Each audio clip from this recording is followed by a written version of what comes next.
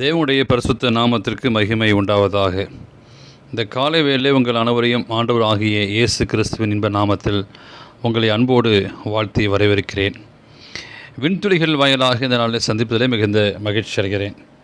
இந்த நாளின் செய்தியின் தலைப்பானது சிறியதளவு மண். மார்க் 11:24 வாசிக்கிறோம். ஆதலால் நீங்கள் ஜெபம் பண்ணும்போது எவைகளை கேட்டுக்கொள்கிறீர்களோ அவைகளை பெற்றுக்கொள்ளும் என்று விசுவாசிங்கள். உங்களுடைய வாழ்க்கையிலையும் என்னுடைய வாழ்க்கையிலையும் நீங்கள் நானும் சிந்திக்க வேண்டிய மிக முக்கியமான ஒன்று ஜெபம். ஜெபம் என்பது நாம் ஆண்டவரோடு தொடர்பு கொள்ள நமக்கு அவர் கொடுத்திருக்கிற வல்லமையான ஒரு ஆயுதமாகும்.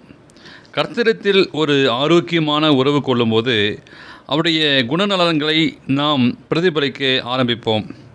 மேலும் நம் இருதயங்களில் இயேசுவானவர் வாசம் செய்வதையும் மற்றவர்கள் கண்டு கொள்ளக்கூடும். அப்படிப்பட்ட உறவானது எல்லையில்லா தேவ அன்பை மற்றவர்களுக்கு பிரகாசிக்கும். மேலும் நாம் பிரச்சனைகளை குறித்து அக்கறை கொள்ள ஆரம்பிப்போம். பரிசுத்த ஆவியானவர் நம்மில் கிரியை செய்தாலே பிறருடைய பிரச்சனைகளும் அன்போடும் பொறுமையோடும் அக்கறை கொள்வோம். ஜெபமே ஒரு மனிதனின் விரலாய் இருக்கிறது.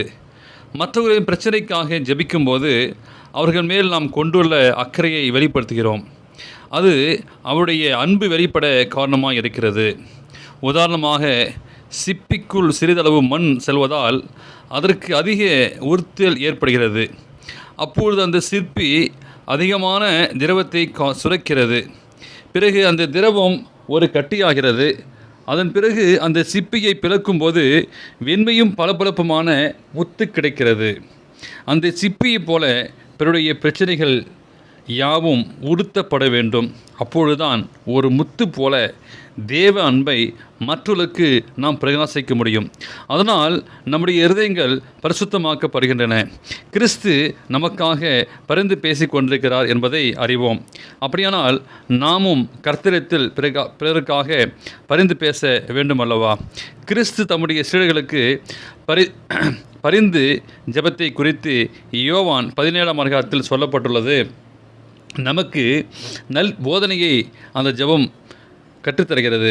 இவருக்காக வேண்டிக் கொள்கிற அல்லாமல் நாம் வாசிக்கிறோம். இயேசுவை விசுவாசிக்கிற ஒவ்வொருக்காகவும் இந்த ஜெபம் எடுக்கப்பட்டது. அதனால் நீங்கள் ஜெபம் பண்ணும்போது எவைகளை கேட்டுக்கொள்கிறீர்களோ அவைகளை பெற்றுக்கொள்வோம் என்று விசுவாசியுங்கள். அப்பொழுது அவைகள் உங்களுக்கு உண்டாகும் என்று சொல்கிறேன். நாமும் ஜெபத்தில் வழியாக செயல்படுத்த வேண்டிய காரியங்களை அநேகம் உண்டு. அதன் ஒரு பகுதி நம்மை சார்ந்தவர்கள், இன்னொரு பகுதி நம்மை சுற்றியிருப்பவர்கள் மற்றும் இயேசுவை அறியாதவர்கள். இவர்களுக்காக நாம் ஜெபிக்கலாம். தொடர்ந்து ஜெபியுங்கள். தேவ அன்பை அனுபவித்து உலகத்துக்கு சொல்லுங்கள். தேவன் தாமே உங்களை ஆசீர்வதிப்பாராக. இந்த நாளின் செய்தியை கேட்ட உங்களையும் திருமண நாள், பிறந்த நாள் காண்கிற பிள்ளைகளை தேவன் தாமே ஆசீர்வதிப்பாராக. ஆமேன்.